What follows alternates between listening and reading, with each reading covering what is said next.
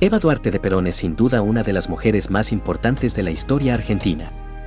En torno a su figura, a su vida y a su muerte se han generado muchos conceptos que han atravesado los últimos años y han conformado un mito que sigue presente hoy en día entre sus adeptos y detractores. Evita, como la llamaron cariñosamente sus seguidores, fue una figura impactante que definió una modalidad política nunca antes vista. Durante el breve periodo de su actuación, junto a Perón, se convirtió en el alma del movimiento peronista, en su esencia y en su voz. Adorada y a la vez odiada por millones de argentinos, pero lo que nunca provocó fue la indiferencia. Evita es una de las imágenes más relevantes de la historia argentina. Fue amada y a la vez odiada. Adorada y vapuleada aún después de muerta. En un siglo de historia, sus apenas 33 años de vida y solo 6 vividos como líder de masa bastaron para cambiar la vida y la historia de los humildes, niños, mujeres y ancianos. Es por eso que desde el topo de la historia hoy día hablaremos de Evita, su vida y trágico final. Sin más preámbulos, comencemos.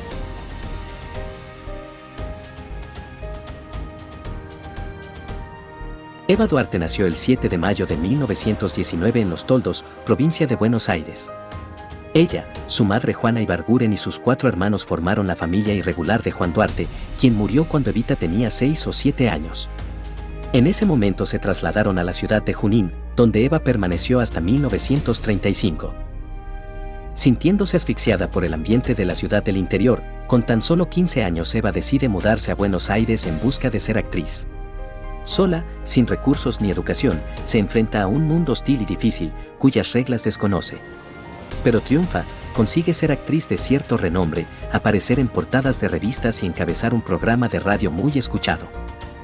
En un festival realizado en el Luna Park que recaudaba fondos para las víctimas del terremoto de San Juan, de enero de 1944, Evita conoció a Perón.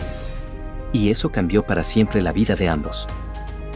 Ella tenía tan solo 25 años cuando conoció al líder de lo que luego sería conocido como el movimiento peronista. Cuando Perón llegó al poder, Eva estuvo en la Secretaría de Trabajo y Previsión, PRO. Desde ese lugar brindó, personalmente, colchones y frazadas, camas y ropa, máquinas de coser y pelotas de fútbol, muñecas y bicicletas, trabajo y vivienda, a miles de personas que, debido a la enorme desigualdad que existía y aún persiste en el país, no tenían acceso. Cuando la tarea la desbordó, en las Navidades de 1947 repartió 5 millones de juguetes, creó en mayo de 1948 la Fundación Eva Perón, una institución que extendió la ayuda social a todo el país. El 23 de septiembre de 1947 fue promulgada la Ley 13.010, que consagraba el sufragio femenino en Argentina. Habían pasado 35 años desde que la ley Sáenz-Peña instauraba el voto universal, secreto y obligatorio, pero solo para los hombres. Evita no fue ajena a la sanción de dicha ley. Desde el balcón de la Casa Rosada, Eva brindó un encendido discurso. La primera dama celebró el avance en derechos políticos y llamó a todas las mujeres a apoyar, ahora electoralmente, al gobierno peronista. Fecundamos la tierra con el sudor de nuestras frentes y dignificamos con nuestro trabajo la fábrica y el taller. Y votaremos con la conciencia y la dignidad de nuestra condición de mujeres, llegadas a la mayoría de edad cívica bajo el gobierno recuperador de nuestro jefe y líder, el general Perón, señaló. Evita fue fundamental para la conquista de la Ley 13.010. Ella instó al tratamiento del proyecto y organizó una marcha de mujeres para que no perdiera estado parlamentario. Se enfrentó, entre otros, a los conservadores de la Alianza Libertadora Nacionalista. Eva aspiró a ser candidata a vicepresidenta en las elecciones de noviembre de 1951. Pero, o bien por presiones militares, o por la enfermedad que la corroía, o por ambas razones, debió renunciar a la nominación en el mismo acto que se había montado para consagrarla. Antes de hacerlo, y en un episodio cargado de dramatismo, único en la historia, mantuvo un diálogo memorable con la multitud que en la alta noche del 22 de agosto de 1951 le exigía que aceptara. Algo que no sucedió. 2 meses después, el 17 de octubre, Perón le prendió en el pecho, frente a la multitud y en los balcones de la Casa de Gobierno, la medalla de la lealtad peronista. El discurso de Eva Perón fue una despedida anticipada.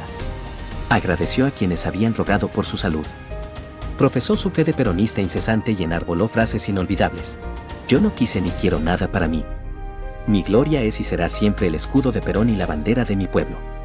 Y aunque deje en el camino jirones de mi vida, yo sé que ustedes recogerán mi nombre y lo llevarán como bandera a la victoria.